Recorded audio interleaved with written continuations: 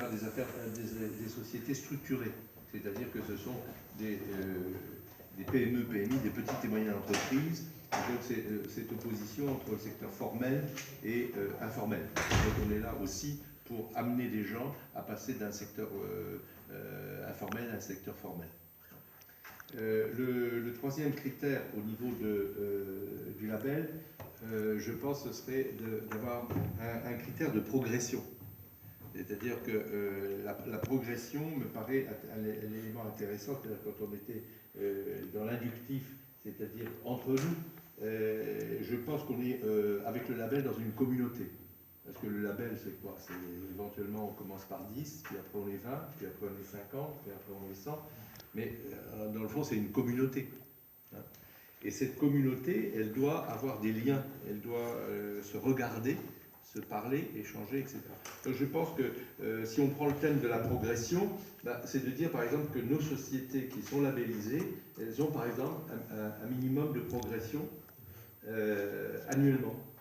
Alors, à réfléchir au niveau des critères, ça peut être le chiffre d'affaires, ça peut être aussi les emplois, parce qu'on est aussi, je dirais, fortement orienté sur une notion d'emploi, faire travailler les hommes et les femmes là-bas. L'autre point qui me paraît important dans le label, avec les entreprises labellisées, c'est l'échange. C'est-à-dire, monsieur tout à l'heure parlait de ce qu'il faisait à Madagascar avec son activité de ferme, de culture et de tourisme. Ce qui, dans le fond, est aussi quelque chose qu'on pratique en France. On a accueil à la ferme, il y a un autre réseau aussi qui travaille sur du tourisme à la ferme. Donc je pense que l'échange crée à ce moment-là l'envie et l'imitation. Et en définitive, on est propriétaire de rien, on est là pour vendre sa réussite.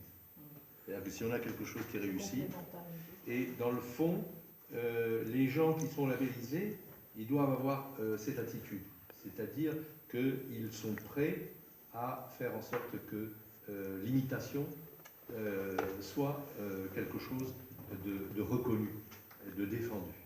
On ne vient pas vous piquer, vous venez promotionner. Parce que, en définitive, il y a trop de bonnes idées qui ne sont pas multipliées. Et je pense que le label peut avoir ce positionnement. Ça peut être tout à fait intéressant. Et donc cette notion d'échange, elle devrait être cultivée au sein de nos comités pour arriver à faire en sorte qu'il y ait une duplication et que les bonnes idées se répandent. Un peu ce que vous avez dit même quand vous parliez des villageois, en disant à partir de ce que nous on fait, parce qu'on a un petit peu de moyens et qu'on n'a pas hésité à le faire, et bien après ça se répand autour, si j'ai bien compris. Donc ça me paraît très intéressant. Le cinquième critère au niveau du label, qui me paraît aussi important, c'est la coopération internationale. C'est-à-dire on n'est pas dans le repli. Derrière l'échange, il y a le partage. Et donc on rejoint l'idée que j'avais avancée tout à l'heure, qui était celle d'une croissance partagée. Je dirais que si nous amenons des entreprises françaises, allemandes à collaborer dans tout ce système, il faut qu'effectivement on sente qu'il y a une culture du partage. Et donc moi je dirais déjà 5 critères comme origine, structure, progression, échange, coopération internationale. C'est des thèmes sur lesquels on pourra peut-être approfondir.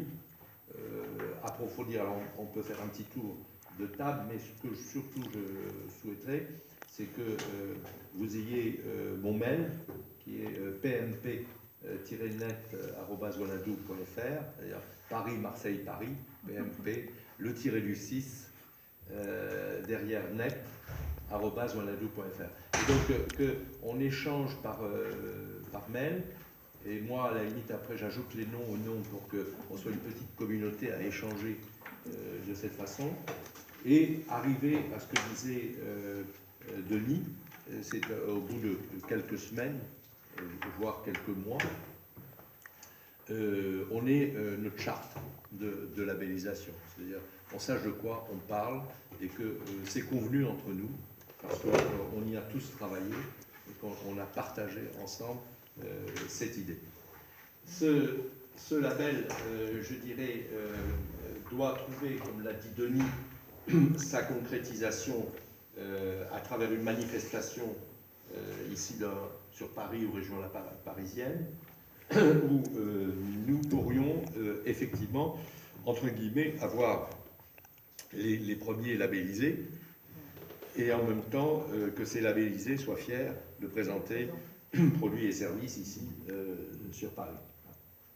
Donc ça me semble à la fois possible et en tout cas il nous faut un minimum de 6 mois, je dirais, pour pouvoir faire, je dirais, le début de ce qui me paraît une belle aventure, puisque c'est la naissance d'une petite communauté qui est grandissante et qui peut réellement apporter quelque chose à, je dirais, l'économie malgache par le développement de ce tissu de petites et moyennes entreprises malgaches.